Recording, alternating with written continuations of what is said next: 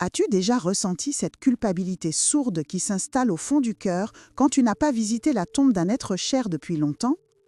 Te demandes-tu combien de fois par an, par mois, par semaine tu devrais te rendre au cimetière?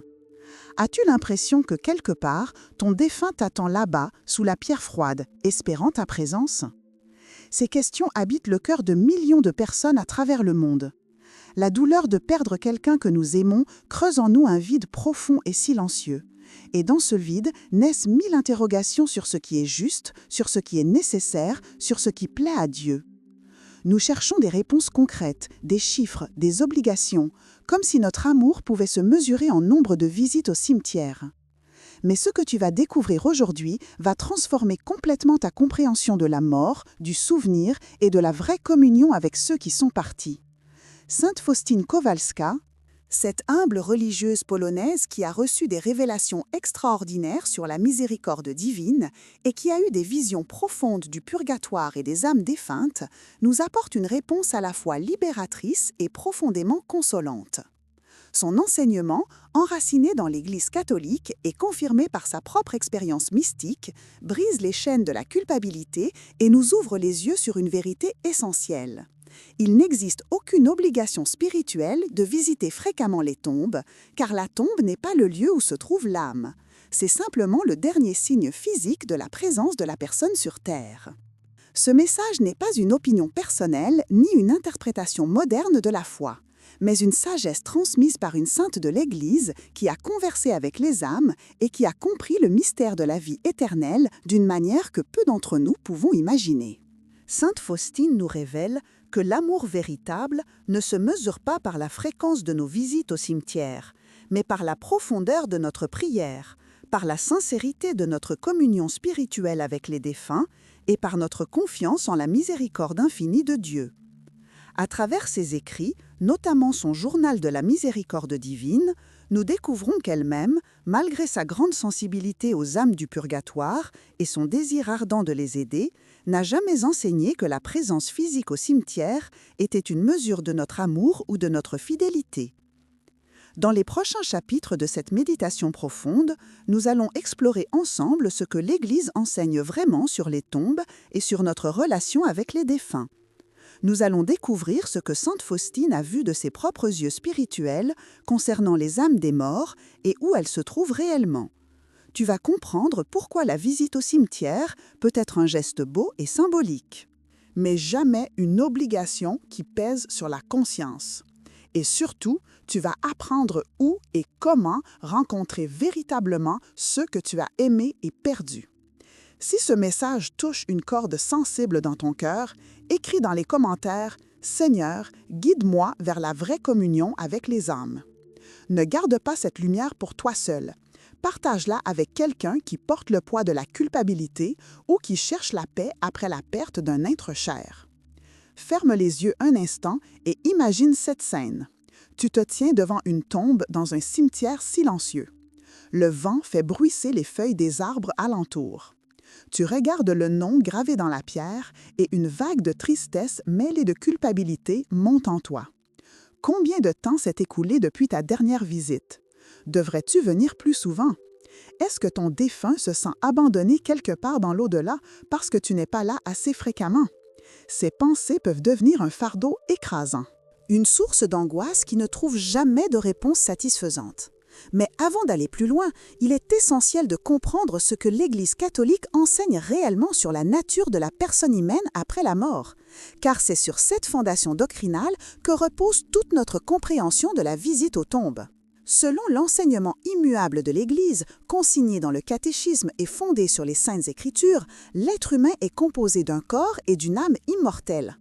À la mort, ces deux éléments se séparent. Le corps, créé de la poussière, retourne à la poussière, comme le dit la Genèse au chapitre 3, verset 19. Il entre dans un processus de décomposition naturelle qui fait partie du cycle de la création. Mais l'âme, cette partie spirituelle et immortelle qui constitue l'essence même de notre identité personnelle, continue à vivre. Elle ne disparaît pas, elle ne s'éteint pas, elle ne reste pas prisonnière du corps décédé.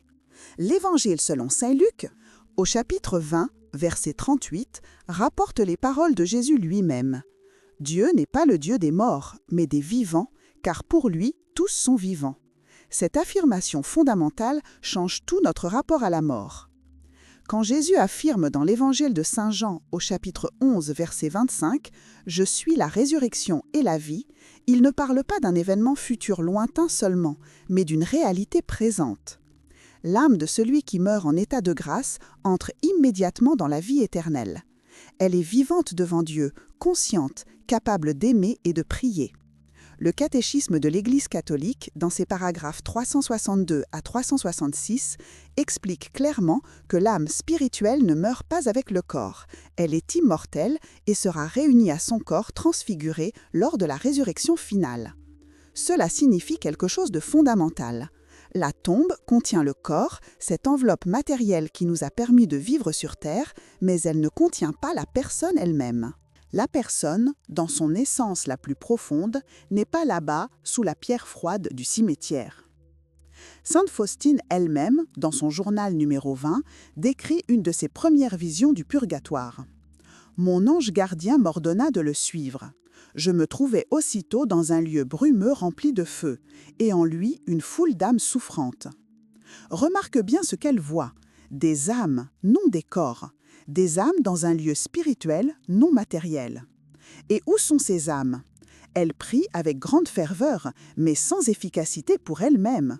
Seuls nous pouvons les aider. Ces âmes ne sont pas liées aux tombes terrestres. Elles ne sont pas dans les cimetières attendant nos visites. Elles sont dans un lieu de purification, dans l'attente d'entrer dans la gloire de Dieu, et ce qui leur apporte véritablement du réconfort, ce ne sont pas nos pas sur la terre qui recouvrent leurs anciens corps, mais nos prières qui montent vers le ciel. L'Église n'a jamais, dans aucun de ses documents officiels, établi une obligation ou même une recommandation de fréquence pour visiter les tombes. Le Code de droit canonique ne mentionne aucune règle à ce sujet. Les documents conciliaires gardent le silence sur cette question. Pourquoi? Parce que l'Église, dans sa sagesse millénaire, comprend que la véritable communion avec les défunts ne dépend pas de la proximité physique avec leur reste mortel, mais de la communion spirituelle qui se réalise dans la prière et dans la charité. Le catéchisme, dans ses paragraphes 2300 et 2301, parle du respect dû au corps des défunts, de l'importance des funérailles chrétiennes, mais il présente ces choses comme des signes de respect et de charité, jamais comme des obligations mesurables en nombre de visites au cimetière. Es-tu prêt à laisser tomber ce fardeau inutile? Es-tu disposé à comprendre que ton amour pour les défunts ne se mesure pas ainsi? Es-tu déjà ressenti, en revenant d'une visite au cimetière, un vide étrange au lieu de la consolation espérée? T'es-tu demandé pourquoi parfois ces visites t'alourdissent au lieu de te libérer? La raison est profonde et révélatrice. Sainte Faustine, dans ses multiples visions des âmes défuntes, a découvert une vérité que nous devons graver dans nos cœurs. Les âmes des morts ne résident pas dans les tombes, mais dans la présence vivante de Dieu. Elles n'attendent pas nos pas sur le gravier des allées du cimetière. Elles attendent nos prières qui traversent le voile entre notre monde et le leur. Elles ne comptent pas nos visites physiques. Elles espèrent notre amour qui se manifeste dans l'intercession, dans la messe offerte pour elles, dans les sacrifices que nous faisons en leur nom. C'est là une libération extraordinaire pour tous ceux qui portent une culpabilité inutile. Dans son journal numéro 684, Sainte Faustine rapporte une expérience mystique particulièrement éclairante. Après avoir vu une âme du purgatoire dans une lumière particulière, elle comprit intérieurement ces paroles. « Ne me cherche pas parmi les pierres du tombeau, je suis dans la lumière de Dieu. » Cette phrase bouleverse notre perspective habituelle. Imagine la portée de cette révélation. L'âme elle-même demande à ne pas être cherchée là où repose son ancien corps, mais dans la communion avec Dieu. Cela ne signifie pas que visiter une tombe soit mal ou interdit, mais cela place cette action dans sa juste dimension, un geste symbolique de mémoire et de respect pour le corps qui a été temple de l'Esprit Saint, mais jamais un rendez-vous réel avec la personne décédée. La foi catholique n'est pas la foi de la mort, mais la foi de la vie éternelle. Saint Paul, dans sa lettre aux Philippiens, chapitre 1, verset 23, parle de son désir de partir et d'être avec le Christ, ce qui est bien meilleur. Il ne parle pas de rester dans une tombe, mais d'une existence pleinement consciente et bienheureuse en présence de Dieu. La lettre aux Hébreux, au chapitre 12, verset 1, évoque la nuée de témoins qui nous entourent, suggérant que les saints au ciel sont bien plus proches de nous spirituellement qu'ils ne pourraient jamais l'être physiquement de leur tombe terrestre. Sainte Faustine a compris cela avec une clarté extraordinaire à travers ses communications mystiques avec les âmes. Elle a vu que la séparation créée par la mort n'est pas aussi absolue que nous le pensons, mais qu'elle est traversée par la prière et la charité. Dans un autre passage de son journal, numéro 1656, elle écrit, après avoir ressenti la présence d'une âme sauvée, « L'union avec les âmes, en Dieu, est plus forte que lorsqu'elle vivait sur terre. » C'est un enseignement d'une profondeur remarquable. Nos défunts ne sont pas perdus dans un lointain inaccessible. Ils sont en Dieu, et en Dieu, nous pouvons les rencontrer d'une manière bien plus intime que n'importe quelle visite physique pourrait jamais offrir. Pense-y un instant. Quand tu pries pour un défunt, quand tu assistes à la messe en offrant l'intention pour son âme, tu entres en communion réelle avec lui dans le cœur de Dieu. C'est là le véritable lieu de rencontre, pas au cimetière. Le cimetière offre un silence humain, la prière offre un dialogue divin. Qu'attends-tu pour embrasser cette vérité libératrice? Alors combien de fois devrais-tu visiter une tombe? La réponse de sainte Faustine, à travers tout son enseignement et l'exemple de sa propre vie spirituelle, est claire et simple. Il n'y a pas de nombre obligatoire, pas de fréquence idéale, pas de règle spirituelle à ce sujet. Visite si tu le désires, visite quand ton cœur te le demande, visite par amour, non par peur ou par obligation. Visite quand cela te fait du bien, non pour apaiser une culpabilité qui n'a pas lieu d'être. Mais ne crois jamais que la fréquence de tes visites mesure ton amour ou ta fidélité envers les défunts. Car Dieu ne demeure pas dans la tombe, et l'âme de celui que tu aimes encore moins. L'amour véritable transcende la matière, il traverse les dimensions, il unit les cœurs au-delà de la mort elle-même. Comprends bien, sainte Faustine n'interdit pas les visites au cimetière, elle ne dit pas qu'elles sont inutiles ou mauvaises, elle les replace simplement dans leur juste perspective. Une visite peut être un moment de recueillement bénéfique, un temps pour se souvenir avec sérénité, une occasion de prier dans un lieu qui évoque la mémoire de l'être cher. Le paragraphe 1670 du catéchisme reconnaît la valeur des sacramentaux, ces gestes et objets bénis qui nous aident dans notre vie spirituelle et la bénédiction d'une tombe en fait partie. C'est un signe de respect pour le corps qui a été temple du Saint-Esprit et qui attend la résurrection finale. Mais tout cela reste dans l'ordre du symbole et du signe, non de l'obligation ou de la nécessité absolue. Imagine un instant cette scène, deux personnes qui ont perdu le même être cher. La première se rend au cimetière chaque semaine, dépose des fleurs, reste quelques minutes devant la tombe, puis repart avec son fardeau de tristesse intact. Elle ne prie pas vraiment pour l'âme du défunt, elle ne participe pas à la messe pour lui, elle ne fait pas d'œuvre de charité en sa mémoire. Elle accomplit simplement ce qu'elle croit être son devoir. La seconde personne visite rarement la tombe, peut-être 2 ou 3 fois par an seulement.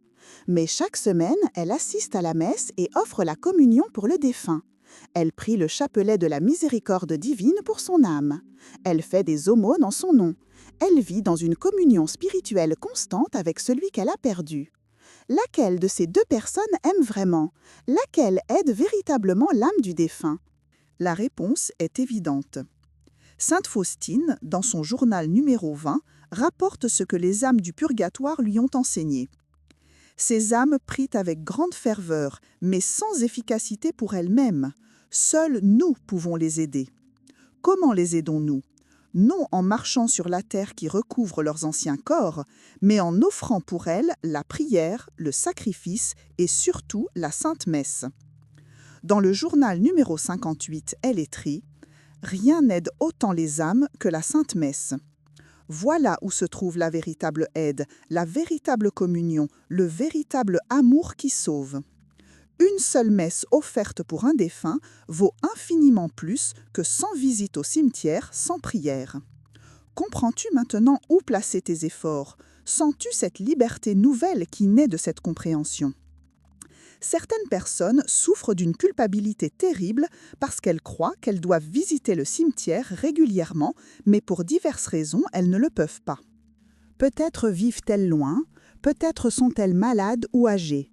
Peut-être leur situation financière ne leur permet pas les déplacements fréquents.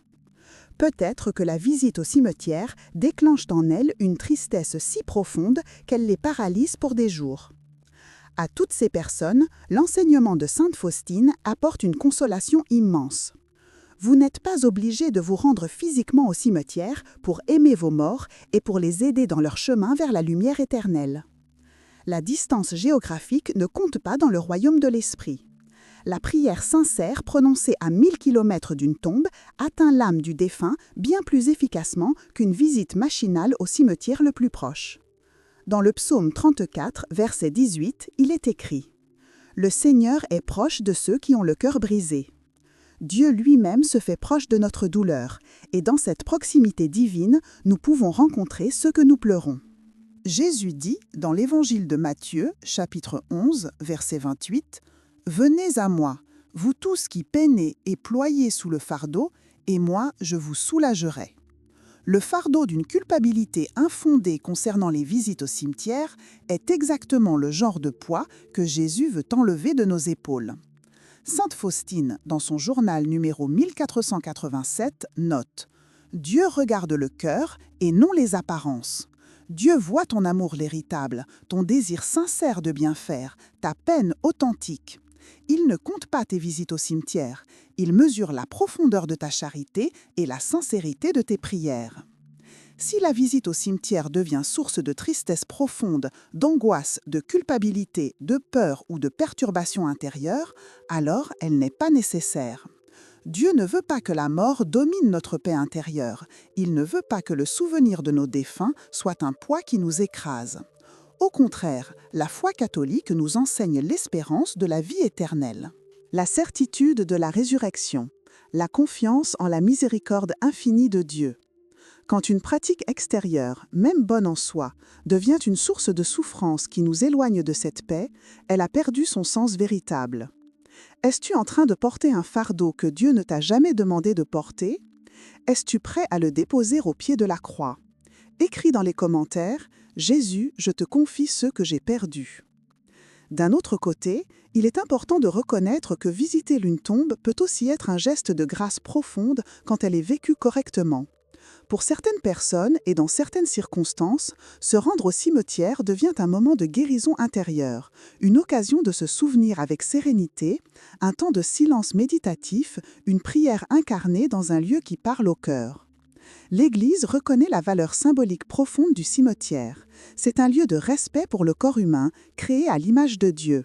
C'est un signe de la continuité de l'amour au-delà de la mort. C'est un espace où la prière pour les défunts prend une dimension tangible et concrète. Le livre de l'Ecclésiastique, au chapitre 38, verset 16, nous encourage « Verse des larmes sur le mort, car il est parti.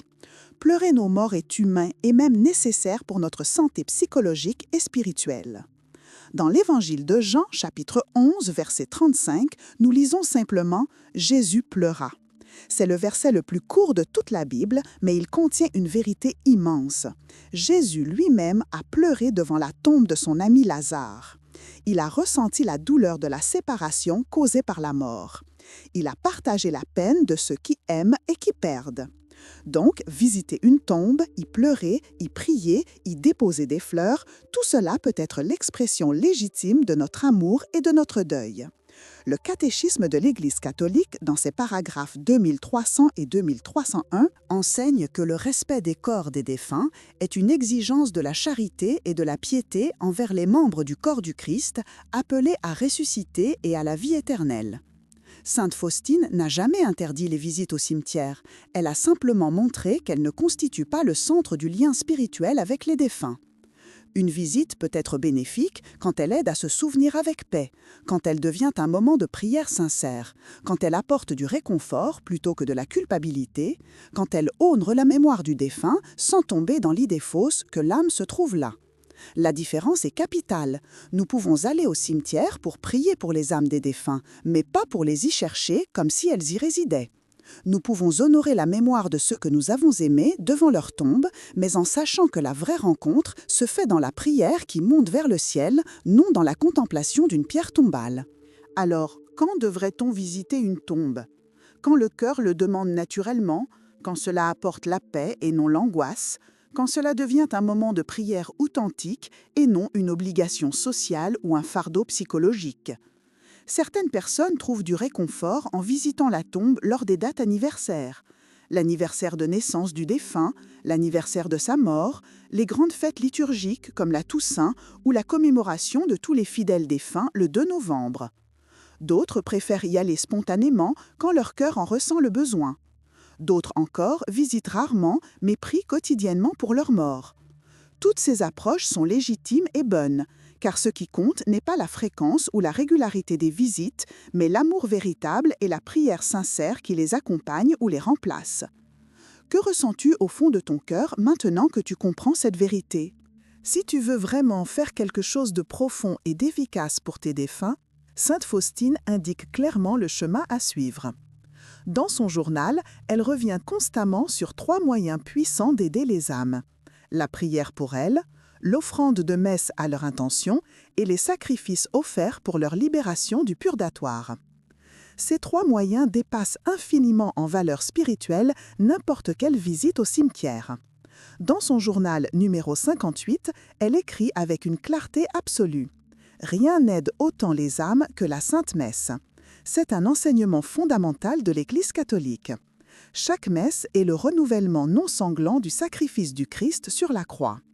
Quand nous demandons qu'une messe soit célébrée pour un défunt, nous appliquons à son âme les mérites infinis de la passion du Christ.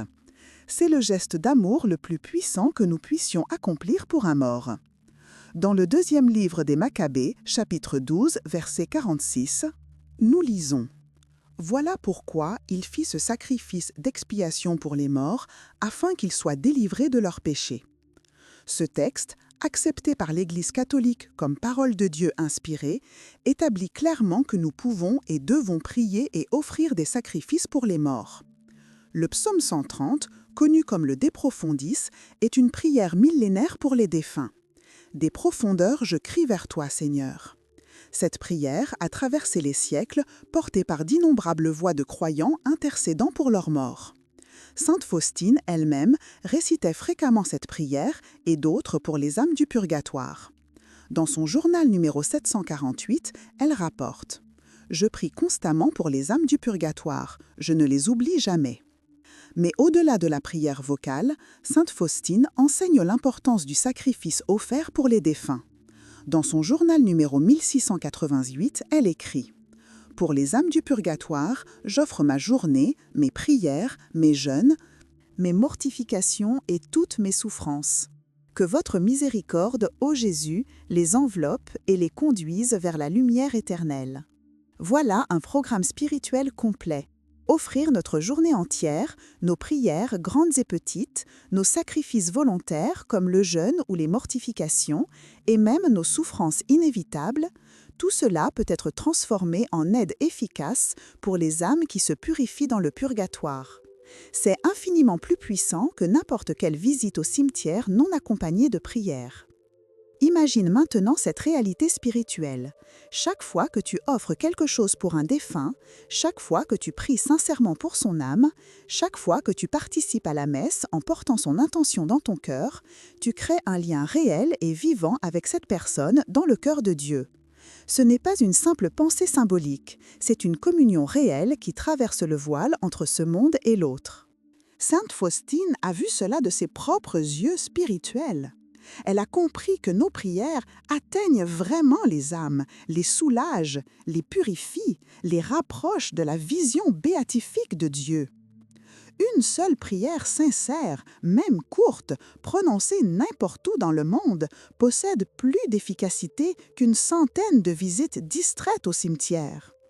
C'est une vérité bouleversante qui devrait transformer notre manière de vivre notre relation avec les défunts. Permets maintenant que nous explorions ensemble quelques erreurs communes que les gens commettent dans leur relation avec les défunts qui les tombent. La première erreur est de croire que la présence physique au cimetière est nécessaire pour maintenir le lien avec le défunt. Cette croyance est compréhensible humainement, mais elle n'est pas conforme à la foi catholique. Comme nous l'avons vu, l'âme n'est pas dans la tombe. Le lien véritable se maintient par la prière et l'amour, non pas la proximité géographique avec les restes mortels.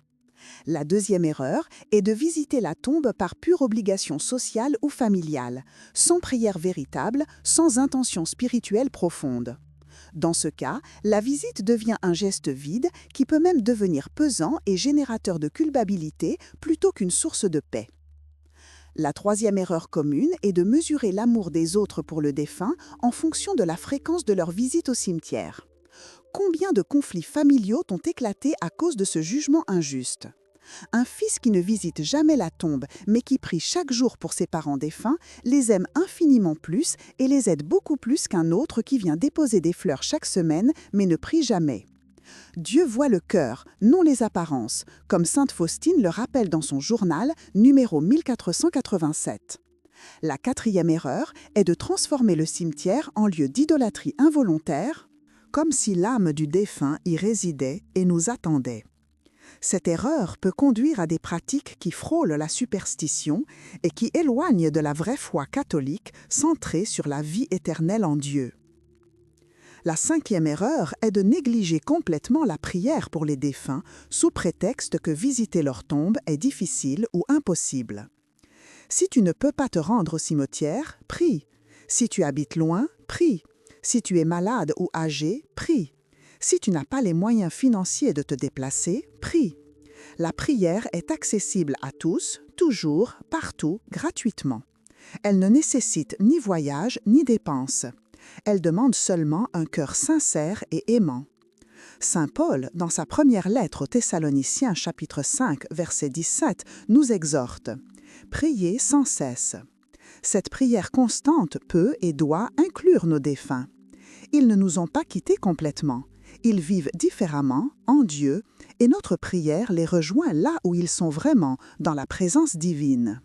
La sixième erreur est de porter une culpabilité paralysante concernant le nombre ou la fréquence des visites. Cette culpabilité ne vient pas de Dieu, mais de nos propres peurs et parfois des jugements injustes des autres. Jésus est venu nous libérer de tous les fardeaux inutiles. Dans l'Évangile de Matthieu, chapitre 11, verset 30, il dit « Mon joug est doux et mon fardeau léger ». Si le souvenir de tes morts devient un fardeau lourd et écrasant au lieu d'être un doux lien d'amour dans la prière, alors tu portes quelque chose que Jésus ne t'a jamais demandé de porter. Dépose ce poids devant lui. Demande-lui la grâce de vivre ta relation avec tes défunts dans la liberté des enfants de Dieu, non dans l'esclavage de la peur et de la culpabilité. Sens-tu ce poids commencer à se soulever de tes épaules?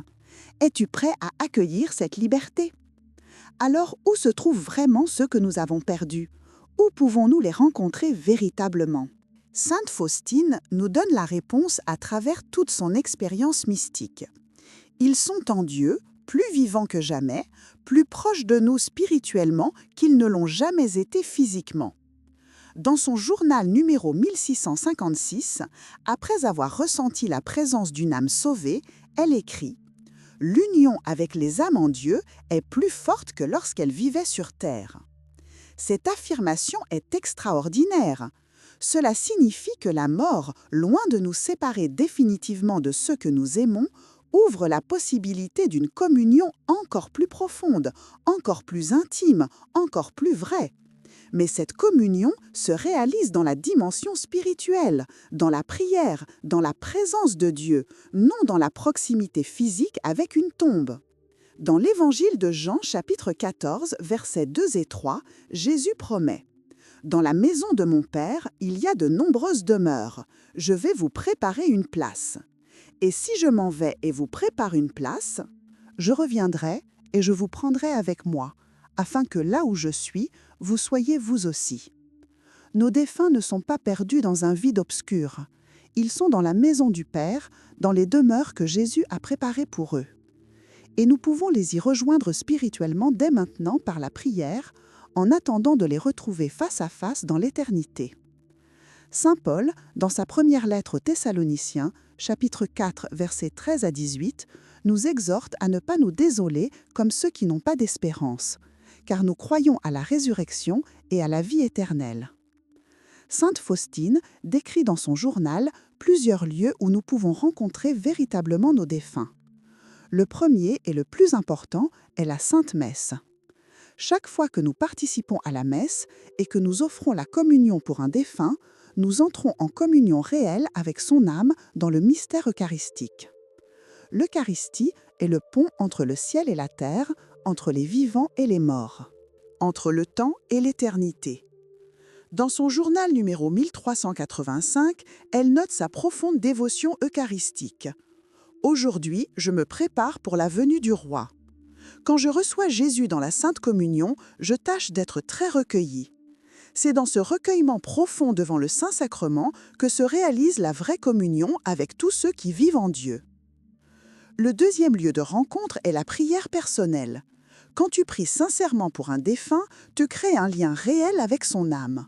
Tu ne parles pas dans le vide, tu communiques véritablement avec quelqu'un qui vit en Dieu et qui peut percevoir ton amour et ta prière.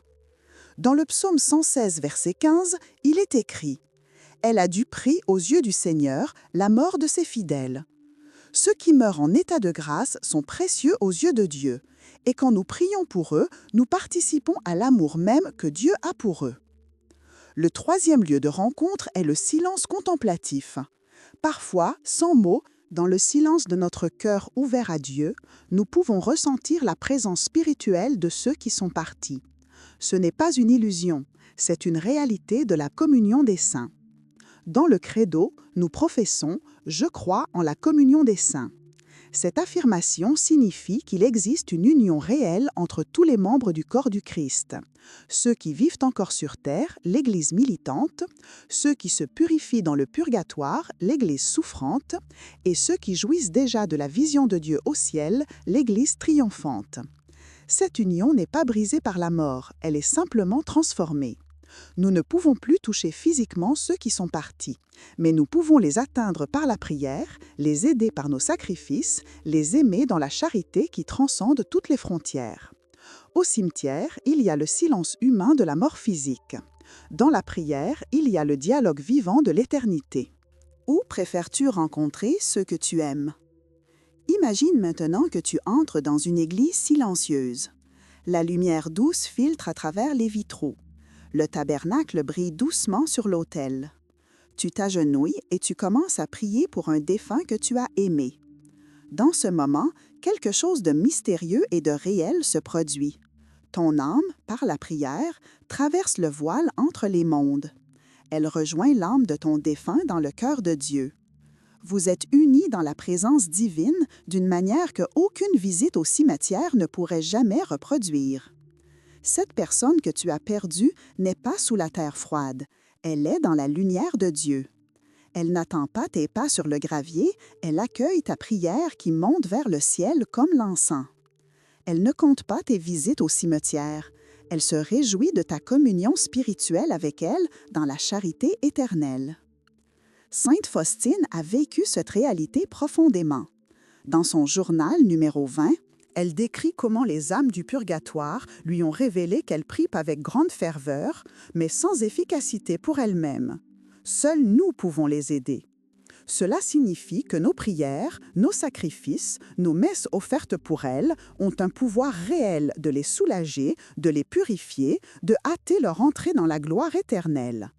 Chaque Ave Maria que tu récites pour un défunt, chaque offrande que tu fais à son intention, chaque sacrifice que tu acceptes pour son âme, tout cela produit des effets réels et mesurables dans l'au-delà. Tu participes activement à son salut, à sa purification, à sa libération. N'est-ce pas infiniment plus important que de compter le nombre de fois où tu te rends devant une pierre tombale? Écris dans les commentaires « Seigneur, unis-moi à ceux que j'ai aimés dans ton cœur miséricordieux ». Maintenant que tu comprends toute cette vérité libératrice, que vas-tu faire concrètement? Comment vas-tu vivre désormais ta relation avec tes défunts? Voici un chemin pratique inspiré de l'enseignement de sainte Faustine et de la tradition catholique. Premièrement, libère-toi de toute culpabilité concernant la fréquence de tes visites au cimetière. Si tu peux y aller et que cela te fait du bien, vas-y quand ton cœur le demande. Si tu ne peux pas y aller ou si cela te pèse trop, ne te force pas. Dieu ne juge pas ton amour à cette mesure. Deuxièmement, établis une pratique régulière de prière pour tes défunts. Cela peut être une simple prière quotidienne, un chapelet hebdomadaire, la récitation du De Profundis ou n'importe quelle forme de prière qui convient à ta spiritualité. Troisièmement, et c'est le plus important selon sainte Faustine, demande que des messes soient célébrées pour tes défunts. La messe est le sacrifice parfait du Christ qui continue à travers les siècles. Quand une messe est offerte pour un défunt, les mérites infinis de la passion du Christ sont appliqués à son âme. Rien ne peut égaler cette aide spirituelle. Si tes moyens financiers le permettent, fais célébrer des messes régulièrement. Si tu ne le peux pas, offre simplement ta participation à la messe dominicale, pour l'intention de tes défunts. Dieu ne regarde pas la quantité d'argent, mais la sincérité du cœur. Quatrièmement, offre tes sacrifices quotidiens pour les âmes. Une contrariété acceptée avec patience, une douleur offerte avec amour, un renoncement volontaire fait par charité, tout cela peut devenir une prière puissante pour les défunts. Cinquièmement, vis dans la certitude joyeuse de la communion des saints. Parle à tes défunts dans ton cœur, non comme s'ils étaient dans une tombe, mais comme s'ils étaient vivants en Dieu, ce qu'ils sont vraiment. Demande leur intercession. L'Église enseigne que les saintes au ciel prient pour nous, et nous pouvons demander cette prière également aux âmes du purgatoire, qui, une fois entrées dans la gloire, n'oublieront jamais ceux qui les ont aidés par leur prière. Sixièmement, apprends à voir la mort avec les yeux de la foi, non de la peur. La mort n'est pas une fin, c'est une naissance à la vie éternelle. C'est une séparation temporaire qui sera suivie de retrouvailles éternelles. Cette perspective transforme tout notre rapport au deuil et aux défunts. Sainte Faustine elle-même a vécu ces principes jusqu'à la fin de sa courte vie. Dans son journal numéro 1487, elle écrit « Ô mon Jésus, je désire être un sacrifice vivant pour vous, pour réparer les offenses qui vous sont faites et pour obtenir la miséricorde pour le monde entier. » Elle a compris que sa vie entière, ses souffrances, ses prières, son amour, tout pouvait être transformé en intercession pour les âmes. Tu peux faire de même. Ta vie quotidienne, avec toutes ses joies et ses peines, peut devenir une prière continue pour ceux que tu as aimés et perdus. Chaque matin, en te levant, tu peux offrir ta journée pour eux. Chaque soir, avant de dormir, tu peux recommander leurs âmes à la miséricorde divine. Cette pratique simple transforme ta vie en un acte d'amour constant qui dépasse infiniment toute visite au cimetière. Alors, quelle devrait être ta conclusion personnelle face à tout cet enseignement ? Premièrement, ne te charge plus d'une culpabilité inutile. Tu n'es pas obligé de visiter fréquemment les tombes de tes défunts. L'amour ne se mesure pas ainsi. Deuxièmement, place ta relation avec tes morts dans la dimension spirituelle qui est sa vraie demeure. Rencontre-les dans la prière, dans l'Eucharistie, dans le silence de ton cœur ouvert à Dieu. Troisièmement, aide-les vraiment par ce qui compte, la prière, la messe, le sacrifice. Ces moyens traversent le voile entre les mondes et atteignent réellement les âmes. Quatrièmement, vis dans l'espérance joyeuse de la résurrection et de la vie éternelle. La mort n'a pas le dernier mot, la vie l'a. Souviens-toi toujours de cette vérité fondamentale. Les tombes gardent les corps, mais Dieu garde les âmes. Et les âmes ne sont pas distantes, elles ne sont pas perdues, elles ne t'ont pas quitté complètement. Elles sont vivantes dans le Christ, baignées de lumière, attendant le jour glorieux de la résurrection finale où nous serons tous réunis, corps et âme, dans la présence éternelle de Dieu. Sainte Faustine a vu cette réalité de ses propres yeux spirituels, et son témoignage nous libère de la peur, de la culpabilité, de l'angoisse qui peuvent accompagner le deuil. Visite la tombe quand tu le veux, mais ne crois jamais que c'est obligatoire ou que c'est là que se trouve la personne que tu aimes. La véritable présence, la vraie communion, le lien authentique se réalise dans l'amour de Dieu qui embrasse à la fois les vivants et les morts. Maintenant, je te propose un défi spirituel pour les 7 prochains jours, un engagement concret qui transformera ta relation avec tes défunts. Jour 1. Offre une prière sincère pour un défunt, même courte, et libère-toi de toute culpabilité concernant les visites au cimetière. Dis à voix haute: « Je ne suis pas obligé de mesurer mon amour par des visites. Dieu voit mon cœur. » Jour 2. Participe à la messe en offrant spécifiquement la communion pour l'âme d'un défunt. Quand tu reçois l'Eucharistie, demande à Jésus de l'appliquer à cette âme comme un baume de purification et de paix. Jour 3. Récite le De Profundis, le psaume 130 pour les défunts. Médite sur chaque phrase. Imagine que cette prière millénaire monte vers le ciel comme un encens agréable qui soulage les âmes en purification. Jour 4. Offre un sacrifice concret pour un défunt. Cela peut être un jeûne léger, un renoncement à quelque chose que tu aimes, l'acceptation patiente d'une contrariété. Offre consciemment cette petite croix pour l'âme que tu veux aider. Jour 5. Si tu le peux et que cela ne te pèse pas, visite une tombe. Mais fais-le avec une nouvelle perspective. Ne va pas là comme si l'âme s'y trouvait, mais comme un lieu de mémoire où tu peux prier pour l'âme qui vit en Dieu. Prie sincèrement, puis repars en paix sans culpabilité. Jour 6. Demande ou offre toi-même qu'une messe soit célébrée pour un défunt. Si tu ne peux pas demander une messe spécifique, participe à la messe dominicale avec l'intention claire d'offrir ce saint sacrifice pour tes morts. C'est le plus grand cadeau spirituel que tu puisses leur faire. Jour 7. Écris une lettre spirituelle à un défunt que tu as aimé. Non pas comme s'il était dans la tombe, mais comme s'il était vivant en Dieu. Raconte-lui ce que tu ressens, demande pardon si nécessaire, dis-lui que tu continues à l'aimer, assure-le de tes prières. Puis, brûle cette lettre en priant, symbolisant que tes paroles montent vers le ciel comme une fumée d'encens. À la fin de ces 7 jours, tu auras transformé ta relation avec tes défunts. Tu ne porteras plus le fardeau d'une culpabilité inutile. Tu auras goûté à la vraie communion spirituelle qui dépasse toute visite physique. Tu auras aidé réellement les âmes par des moyens efficaces. Et tu auras fait l'expérience de cette vérité libératrice. L'amour ne meurt jamais, il se transforme et s'épanouit dans l'éternité de Dieu.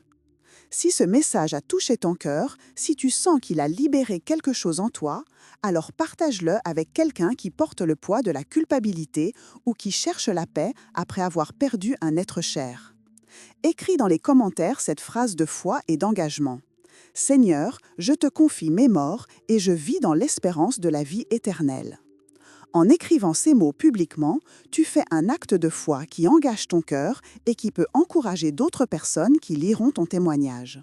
N'oublie pas de t'abonner à cette chaîne pour recevoir d'autres enseignements spirituels enracinés dans la tradition catholique et dans l'expérience des saints. Active la cloche de notification pour ne manquer aucune vidéo qui pourrait nourrir ta foi et approfondir ta relation avec Dieu. Et maintenant, permets-moi de te laisser avec une image finale à garder dans ton cœur. Imagine ton cœur comme un calice. Chaque prière pour les défunts le remplit d'un vin divin de charité. Chaque messe offerte pour eux le fait déborder de grâce. Chaque sacrifice accepté pour eux le transforme en source de vie éternelle qui coule vers les âmes en purification. Tu n'as pas besoin d'être physiquement au cimetière pour être uni à ceux que tu aimes. Tu portes cette union dans ton cœur, dans ta prière, dans ta participation au mystère eucharistique. Les tombes se trouvent sur la terre, mais les âmes vivent en Dieu.